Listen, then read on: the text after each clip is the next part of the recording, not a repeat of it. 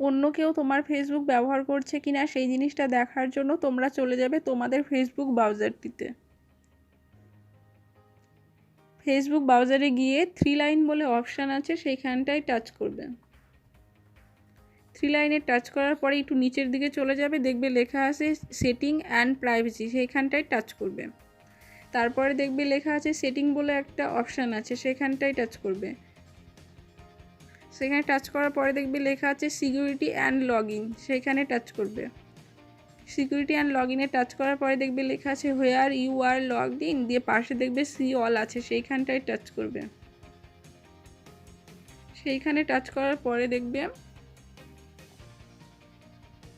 এরকম একটা অপশান এসছে, ঠিক আছে। মানে এইখানে হচ্ছে কোন কোন ডিভাইস হচ্ছে অ্যাক্টিভ থাকে সেইগুলো হচ্ছে এখানটায় হচ্ছে লেখা থাকে, ঠিক আছে।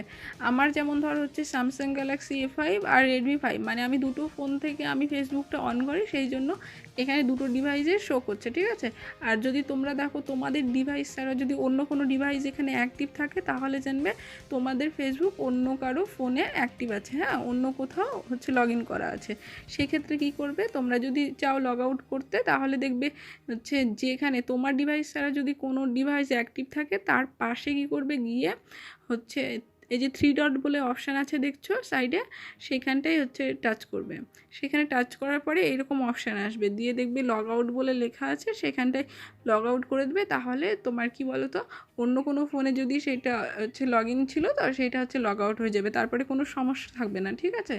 আর যদি আমার ভিডিও দেখে যদি তোমাদের হচ্ছে কোনো হেল্প হয়, তাহলে কী করবে, লাইক শেয়ার সাবস্ক্রাইব করে পাশে